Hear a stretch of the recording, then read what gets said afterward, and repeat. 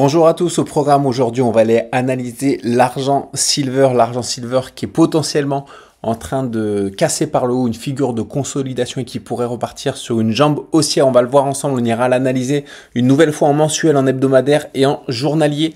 Et puis comme d'habitude en fin de vidéo on ira voir le SP500 ainsi que le Nasdaq pour les marchés américains et on ira faire le point également sur le CAC 40 pour le marché français. On commence du coup avec l'argent du coup que je vais passer en mensuel et en grand écran. Alors pour rappel sur l'argent, on avait fait une forte poussée ici en 2011. On est potentiellement dans un rounding bottom dont les objectifs minimum sont les 50,2. Là on est sur l'argent, le XAG USD, donc les 50,2 dollars. Une fois qu'on aura potentiellement, si on atteint cette zone des 50,2 et si on est bel et bien dans cette figure de rounding bottom, on aura 62% de chance de casser cette figure par le haut et aller chercher des objectifs un peu plus haut au niveau des 88,8 et on aura quand même 38% de chance d'être repoussé ici sur cette zone des 50,2 dollars si jamais, encore une fois, on les atteint. Mais on voit ici qu'on est en train de faire une belle consolidation. On a fait une belle consolidation latérale. Pour moi, c'est quelque chose à considérer, en tout cas l'atteinte de ces objectifs des 50,2 dollars. C'est vraiment quelque chose à considérer parce qu'on a, pour moi, d'après moi, on a de bonnes chances, surtout après ce qui se passe en ce moment avec l'inflation, avec l'impression monétaire. Je pense que les métaux précieux ont de bonnes chances de pousser vers le haut ces prochains mois, ces prochaines années. Voilà, donc c'est vraiment un objectif qu'il faut encore une fois prendre en considération. Alors, on va aller l'analyser désormais en hebdomadaire, l'argent. Alors pour rappel, on avait, alors je vais redimensionner, voilà, pour rappel on avait deux figures, un canal ici descendant avec une résistance ici et un support ici. Les objectifs de ce canal étaient les 32,35, on a parfaitement atteint ces objectifs et on voit qu'on a consolidé ensuite, on a été repoussé une fois qu'on a atteint ces objectifs. Il y a des objectifs secondaires également pour du coup cette épaule, tête, épaule inversée ici qui est très très propre. On avait fait une belle cassure ici très franche avec des volumes. On avait fait un throwback magnifique. On en avait parlé ici sur le throwback. On a fait un throwback extrêmement précis avant de repartir vers le haut. Ici on consolide depuis quelques semaines après l'atteinte des objectifs, encore une fois, de ce canal descendant. Mais on n'a pas encore atteint les objectifs de cette épaule, tête-épaule inversée qui sont les 34 dollars, qui sont atteints 83% du temps. C'est l'objectif à privilégier ici et on va analyser cette partie-là en journalier. On va voir qu'on a une belle figure de continuation haussière qui est en train de se former avec une cassure qui s'est potentiellement formée aujourd'hui.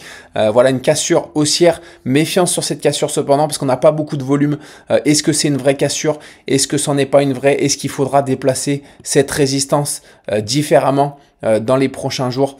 Voilà, en tout cas, alors Nico va m'insulter s'il m'entend faire ça, s'il me voit toucher une résistance, il va pas être content. Voilà, alors je vais la laisser là, mais c'est possible qu'on réintègre la figure tant qu'on n'a pas de volume. À voir les séances de demain, comment réagit l'argent du coup, si on repart de nouveau vers le haut et si on voit apparaître un petit peu de volume, ou alors si on revient au sein de la figure pour faire potentiellement une autre oscillation. C'est pas ce que je privilégie, encore une fois, je privilégie la cassure d'ores et déjà, peut-être une cassure un peu plus puissante ici, un throwback avant de repartir vers le haut pour atteindre ses objectifs à la fois de la figure, car les objectifs de cette figure là, cet élargissement descendant sont les 34 ici et ce sont les mêmes objectifs que l'épaule, tête-épaule inversée qu'on vient de voir en hebdomadaire. Donc on a une convergence d'objectifs ici sur les 34, c'est une zone qu'il faut privilégier. Une fois qu'on arrivera sur cette zone, on aura potentiellement voilà, une correction sur ces niveaux-là. C'est en tout cas à voir ce qu'on forme, du coup, si on forme une nouvelle figure sur ces niveaux-là, ou si on fait une correction d'une plus grande ampleur, ou alors si on la casse, parce que parfois il arrive que sur les objectifs également, on les casse et on continue vers le haut pour atteindre éventuellement les objectifs qu'on a vus en mensuel. Ici, encore une fois, je privilégie la cassure par le haut. Peut-être qu'on fera un throwback, peut-être pas. On a 50% de chance de faire un throwback, je crois, sur ce genre de figure, autour de 50% de chance. Donc, c'est une possibilité également qu'on aille un petit peu plus haut et directement sur les objectifs si on sort bel et bien de cette figure, encore une fois. Mais on voit ici qu'on a fait une belle séance haussière, une belle bougie verte. Donc c'est une possibilité maintenant qu'on reparte sur un mouvement haussier sur l'argent, en tout cas très positif sur l'argent. Ici c'était la flèche que je vais enlever, du throwback que je privilégie. On voit qu'on avait fait un magnifique throwback avec un beau retournement ici et qu'on était parti violemment vers le haut avant de faire cette grande figure de consolidation, mais plutôt positif sur l'argent, d'autant plus que j'ai vu que l'or également a cassé une belle résistance en journalière par le haut et elle semblerait également partie sur une jambe haussière. Il faudrait que je l'analyse ces prochains jours. Alors voilà ce qu'on pouvait dire du coup sur l'argent. On va passer désormais sur le SP500, que je vais passer en daily et en grand écran. Voilà, alors ici on a fait une nouvelle cassure du coup des plus hauts historiques. Sur le SP500, on semble repartir vers le haut, vers ces objectifs des 562,60 qui sont les objectifs de la figure hebdomadaire que je vous remontre. Voilà, avec cette résistance ici, potentiellement on peut l'appeler une épaule-tête, épaule inversée, mais comme elle n'est pas jolie, voilà, je l'appelle pas comme ça. Mais en tout cas, on a des objectifs clairs de cette configuration ici qui sont les 562,60 et qui ont de bonnes chances d'être atteints sur le SPY qui est l'ETF du coup du SP500. Alors, pour le Nasdaq, on va aller analyser le Nasdaq qui est beaucoup plus clair. En ce moment, pareil, je le passe en grand écran et en journalier. Voilà. Alors ici, on est reparti sur des plus hauts historiques. On fera du coup probablement pas de throwback ici pour combler ce gap et revenir sur cette résistance. On est parti sur une jambe haussière. Je pense qu'on atteindra sans mal les 515,20 sur le QQQ qui est également l'ETF du Nasdaq. On avait un élargissement symétrique ici de sommet avec une résistance ici et un support ici. Encore une fois, les objectifs de cette figure sont les 515,20 qui sont atteints 75% du temps. Donc c'est l'objectif à privilégier. On est en bon chemin pour les atteindre. En tout cas, ces objectifs.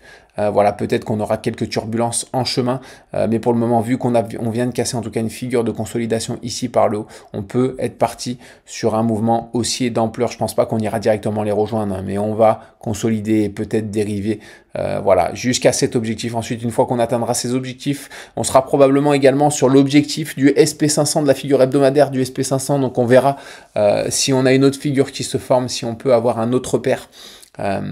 Donc voilà pour le marché américain. On va passer sur le Nasdaq, pardonnez-moi, le CAC 40. Le CAC 40 qui est très intéressant en ce moment.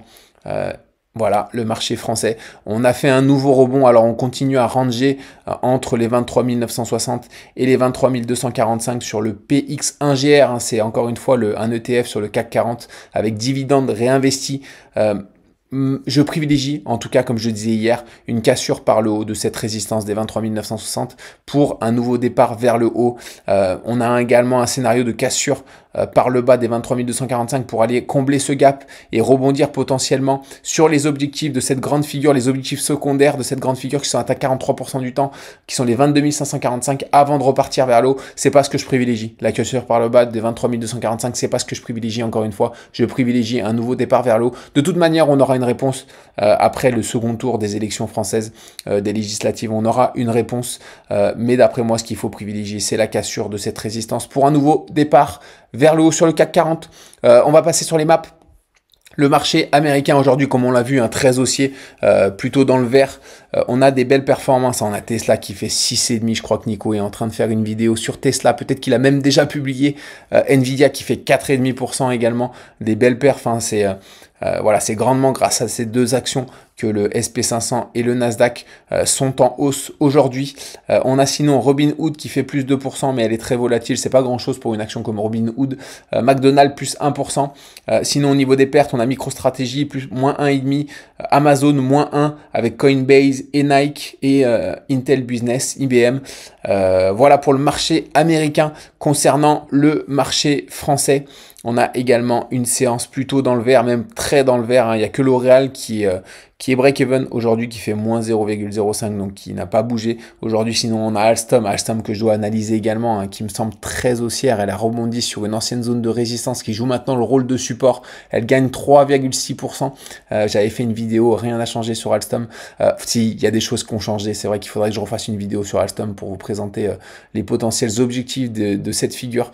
Mais elle est très belle. En tout cas, voilà, autant Autant à un moment donné, c'était compliqué de la prendre parce qu'elle ne faisait que baisser. Autant là, elle a réintégré des niveaux intéressants. Elle pourrait faire des choses intéressantes dans ces prochains mois, ces prochaines années. Donc on va suivre. En tout cas, j'essaierai de faire une vidéo prochainement sur Alstom. Airbus qui gagne également 3%, c'est énorme. Pernod Ricard 2,5%, Thales 2,5%, Crédit Agricole 2,24%, Dassault plus 2% également avec Société Générale, et Veolia et Schneider. Donc des belles perfs sur le marché français aujourd'hui. Bon, il fallait ça. On a eu un beau rebond, on l'a vu, hein. Mais il faut s'intéresser encore une fois sur les actions françaises en ce moment parce que après les législatives, on aura potentiellement une belle hausse en vue sur le marché français. C'est tout pour moi aujourd'hui. Je vous souhaite une bonne soirée. Alors c'est le soir où je suis ici en ce moment. Je ferai pas de vidéo demain tout simplement parce que le marché américain est férié. Par contre, je ferai une vidéo vendredi à la clôture des marchés. Voilà, c'est tout pour moi du coup aujourd'hui. Je vous souhaite un bon jeudi et puis on se retrouve du coup vendredi soir pour le bilan de la journée de vendredi. Excellente journée à vous tous. À très vite.